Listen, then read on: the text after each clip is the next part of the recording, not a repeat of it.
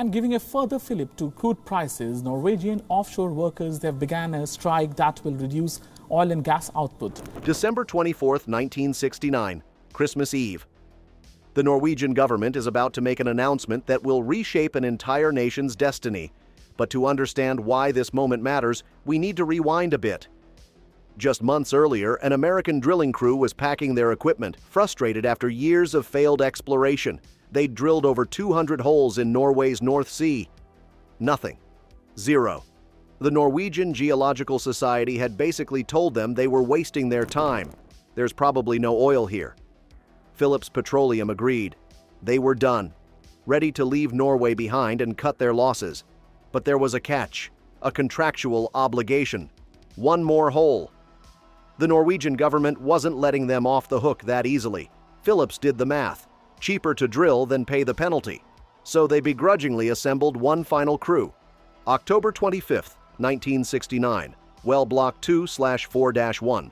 The drill bit cuts through rock, and geologist Max Melly examines the sample under ultraviolet light.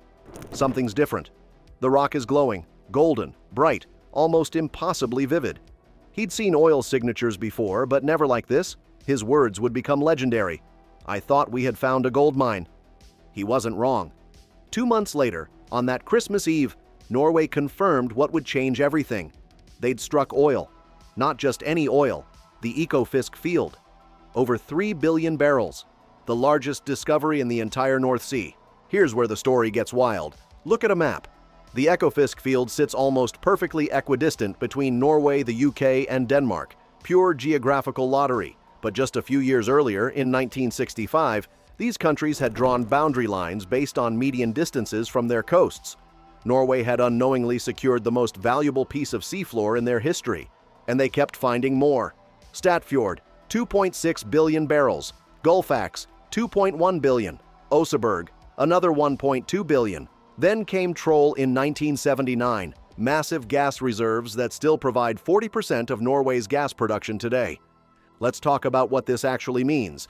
In 2022, Norway ranked 8th globally for oil exports and 4th for gas. Sounds good, but not mind-blowing, right?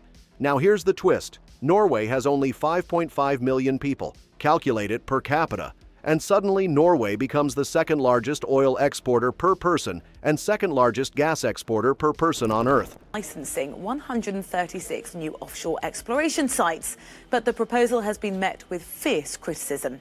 That translates to over $20,000 in fossil fuel exports per citizen annually. Every single Norwegian, from newborns to retirees, could theoretically collect that check each year. But here's what makes Norway truly unique.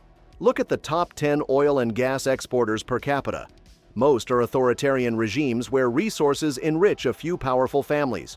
Of the top gas exporters, only 4 have functioning democracies. For oil, only 2. Norway hit the jackpot twice. Incredible resources, plus stable democratic institutions with low corruption. This combination is vanishingly rare. So what did Norway do with all this money? They made some incredibly smart moves. First, they shifted control. Today, the state-owned company Equinor manages 70% of all Norwegian oil production.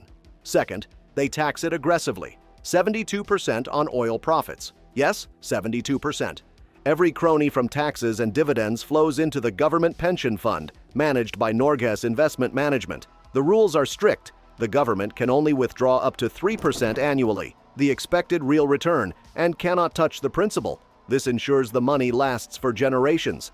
Currently, 80% of Norway's budget comes from non-oil revenue, which sounds sustainable. The fund's current value? $1.96 trillion.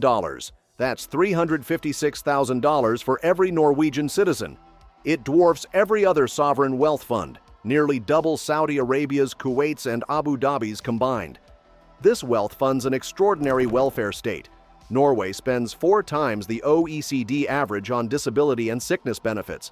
Education is free at all levels, with $20,000 spent per student annually, more than any other country. Their social safety net is legendary. Here's where things get interesting and concerning. Economists love pointing to Norway's productivity numbers. They're 36% more productive than the United States, supposedly the most innovative economy on Earth. This comes amid high oil and gas prices with supplies of natural gas to Europe. Impressive, right? Not quite.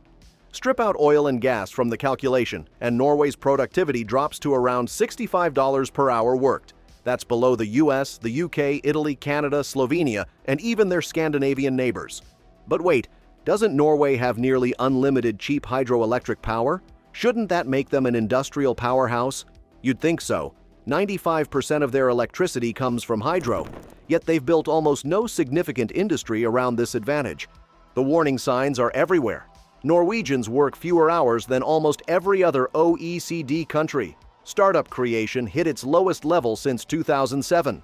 Venture capital investment lags behind Sweden, Denmark, and Finland, embarrassing for a country with the world's largest sovereign wealth fund. Research and development spending, just 1.56% of GDP. Compare that to Sweden's 3.4%, Finland's 2.96%, or Denmark's 2.89%. Norway is barely trying. Remember that massive education spending, highest in the world per student? The results are disappointing. Norwegian students score below OECD averages in math and science, and merely average in reading. They're spending double the average with mediocre outcomes. The most revealing statistic, the average age of Norway's 10 largest companies is 170 years. 170 years. These aren't innovation hubs. They're industrial museums still cashing checks. Norway claims 80% of their budget comes from non-oil revenue, which sounds diversified.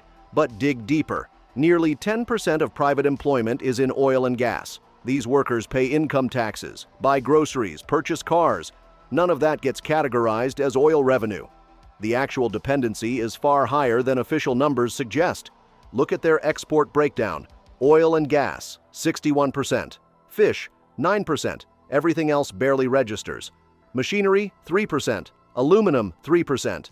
They've built almost nothing outside extractive industries. Meanwhile, they keep doubling down. In 2023, Norway opened 92 new Arctic exploration areas, up from 28 the previous year. Oil and gas exports have climbed from 414 billion kroner in 2001 to 574 billion today. While the world pivots towards sustainability, Norway hits the accelerator. Their complacency extends to domestic policy. Housing starts have declined every year since 2016. Prices have jumped 56% during the same period. This isn't foreign investment driving prices up. Population growth has been modest at 6% over 10 years, half the rate of Australia or Canada. The culprit? Tax policy. Norway taxes everything aggressively: income, corporate profits, sales, except primary residence sales. No capital gains tax on homes. So where do Norwegians invest? Real estate. The result? Household debt exceeding 200% of income, the highest globally. Just when you thought Norway couldn't get luckier, they discover they might be sitting on 70 billion tons of phosphate, potentially the world's largest reserve, a key material for EV batteries, solar panels, and fertilizers. Initial estimates suggested $12 trillion in value. Reality check, only 2 billion tons appears mineable, dropping the value to $350 billion. And this time, many Norwegians oppose extraction. The Socialist Party successfully blocked mining permits in 2025. The unanimous enthusiasm that greeted oil discovery isn't there for phosphate. Norway's model isn't replicable. They succeeded through geological luck combined with functioning democracy, a combination almost no other country can claim. They found fish, hydro, oil, gas, and possibly phosphate. But they've mistaken luck for strategy. Their students are falling behind, their workforce is disengaged, their industries are stagnant. As oil loses global importance, forward-thinking Norwegians are starting to worry. What happens when the world moves on? For now, Norway continues collecting checks from a game everyone else stopped playing. They're coasting on decisions made 50 years ago, hoping the money never runs out. But luck, no matter how extraordinary, can't substitute for innovation forever. The question isn't whether Norway will need to adapt, it's whether they'll wake up in time to do something about it.